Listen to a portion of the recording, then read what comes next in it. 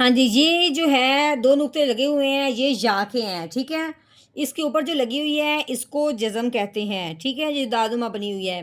یہ جزم جس بھی حرف کے اوپر آئے، اس حرف کو ساکن کہتے ہیں۔ اب یہ جزم آئی ہے یا کے اوپر، تو اس کا نام ہو گیا یا ساکن۔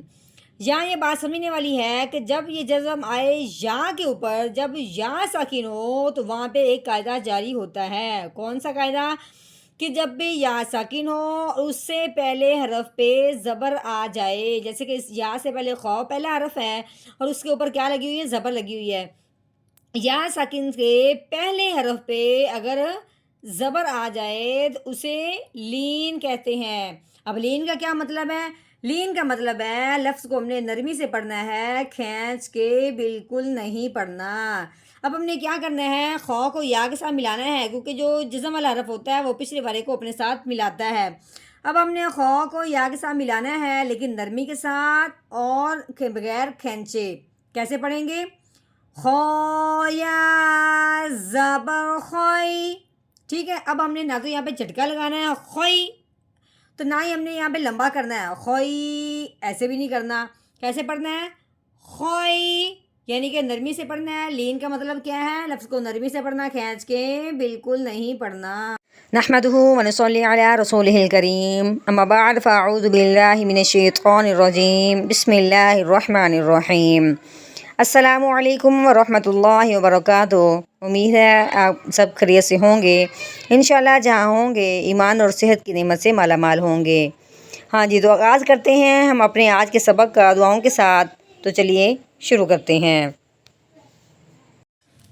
اللہم صلی علی سیدنا و مولانا محمد وعلی آل سیدنا و مولانا محمد وبارک وسلم۔ رب اشرح لی صدری ویسر لی امری واحلل عقدۃ من لسانی یفقہوا قولی۔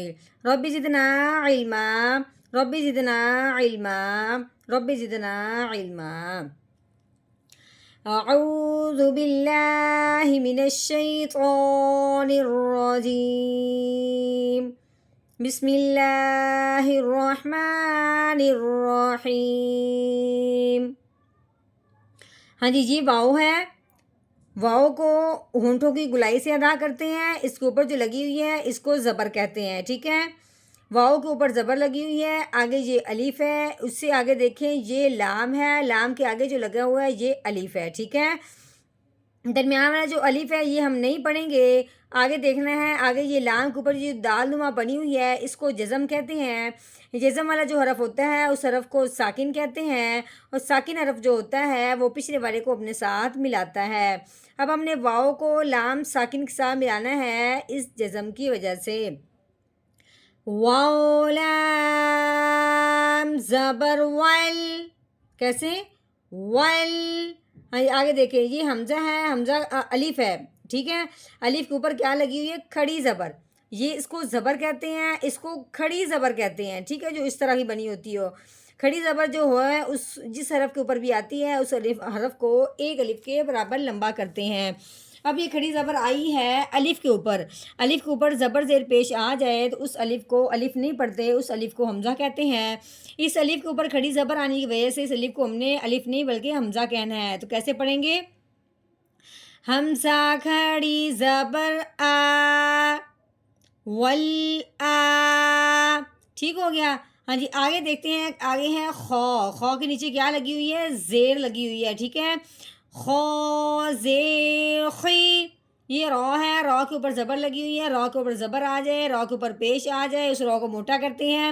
اب یہ رو کے اوپر زبر آئی ہے، اس رو کو موٹا کرنا ہے، تو کیسے پڑھیں گے؟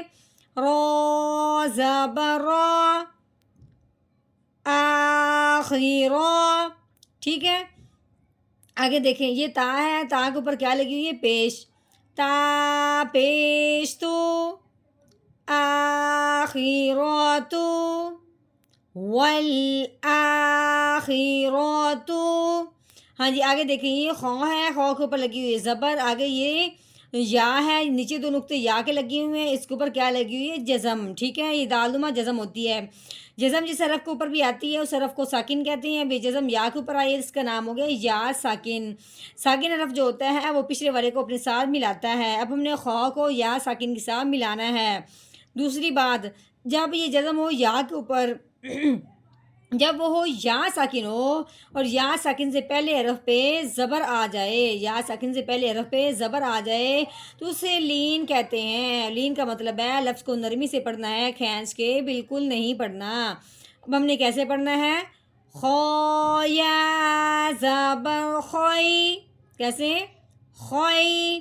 آگے یہ رو ہے، رو کے اوپر دو پیش لگی ہوئی ہیں، ایک ادھر والا اور ایک ادھر والا۔ رو کے اوپر آگے دو پیش، آگے دیکھیں یہ واؤ ہے، واؤ کے اوپر کیا لگی ہوئی ہے؟ شاد، تین دندوں والی شاد لگی ہوئی ہے۔ شاد والا جو حرف ہوتا ہے وہ بھی پچھلے والے کو اپنے ساتھ ملاتا ہے۔ اب اپنے رو کو واؤ کے ساتھ ملانا ہے، اس شاد کی وجہ سے ساتھ ساتھ غنہ بھی کرنا ہے۔ تو کیسے پڑھیں گے؟ رو واؤ دو پیش روں خیروں، ٹھیک ہے، واؤ کے اوپر کیا لگی ہوئی ہے؟ زبر، واؤ زبر وا، ٹھیک ہے۔ آگے دیکھیں یہ الف ہے، الف کے اوپر کیا لگی ہوئی ہے؟ زبر، تو الف کے اوپر زبر آنے کی وجہ سے الف کیا بن گیا؟ حمزہ بن گیا۔ ہاں جی، آگے دیکھیں یہ با ہے، با کے اوپر جو دال نما بنی ہوئی ہے اس کو جزم کہتے ہیں، ٹھیک ہے۔ اب یہ جزم با کے اوپر آئی ہے تو یہ با ساکن ہو گیا۔ دوسری بات سمجھنے والی یہ ہے کہ جزم جب ہوتی با کے اوپر، جزم جب ہوتی ہے با کے اوپر، با ساکن جب ہوتا ہے تو یہاں پہ ایک بات سمجھنے والی ہے کہ با جو ہے حروف کلکلہ میں سے ہے۔ حروف کلکلہ ہیں قاف، او، با، جیم، دال، یعنی 5 حروف کلکلہ والے ہیں۔ ان حروفوں میں سے کسی ایک حرف پہ جزم آ جاتی ہے تو اس حرف کو ہلا کے پڑھتے ہیں۔ ان 5 حروفوں میں سے ایک با بھی ہے، اس لیے اب ہم نے کیا کرنا ہے؟ اس کو ہلا کے پڑھنا ہے۔ تو کیسے پڑھیں گے؟